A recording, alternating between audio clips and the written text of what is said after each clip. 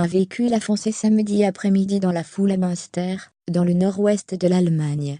Les autorités font état de 2 morts et d'une vingtaine de blessés, dont 6 entre la vie et la mort. Les faits ont eu lieu vers 15h30 dans le centre-ville, à une heure très fréquentée, où les rues étaient pleines, et les commerces remplis de clients, en cette journée ensoleillée. Le conducteur, Jean, âgé d'environ 48 ans, a foncé sur des terrasses de cafés et de restaurants sur une place du centre-ville, a indiqué une porte-parole de la police.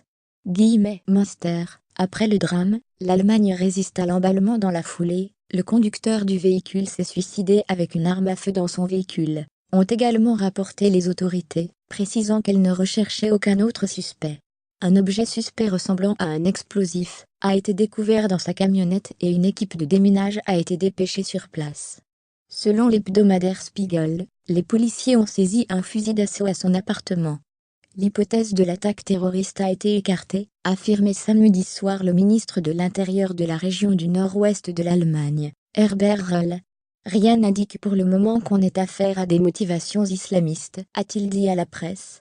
Ce dimanche matin, le procureur a indiqué que les autorités n'avaient jusqu'ici aucun élément sur de possibles motivations pour cet acte. L'enquête explore avec beaucoup d'intensité toutes les directions. Des troubles psychologiques auparavant, plusieurs médias révélaient que le conducteur de nationalité allemande souffrait de troubles psychologiques. L'homme n'avait pas d'antécédents terroristes.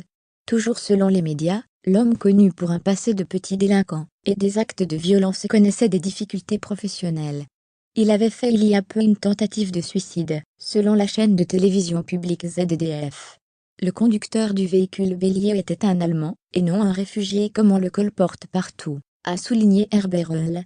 Selon la chaîne ZDF, il entretenait des liens avec les milieux d'extrême droite. Sur place, le quartier a été évacué, et un périmètre de sécurité a été établi. Des photos relayées par les médias allemands montraient samedi une terrasse dont les chaises et les tables avaient été complètement renversées. L'Allemagne, cible des djihadistes. L'incident a réveillé les pires craintes des Allemands. À 2 reprises en 2017, en février puis en novembre, 2 conducteurs avaient fauché un groupe de personnes avec leur voiture. Dans les 2 cas, la piste terroriste n'avait pas été privilégiée. Les autorités allemandes restent néanmoins vigilantes en raison de la menace djihadiste qui pèse sur le pays. L'Allemagne avait été frappée par un attentat à la voiture bélier en décembre 2016 sur un marché de Noël, qui avait fait 12 morts, et fut revendiqué par l'organisation État islamique. Son auteur, le Tunisien Tanis Henry, avait été tué quelques jours plus tard près de Milan. Plus récemment, à la fin du mois de juillet 2017, un demandeur d'asile en passe d'être débouté a tué une personne à coups de couteau dans un supermarché et en a blessé 6 autres. Un acte motivé selon la justice par l'islamisme radical.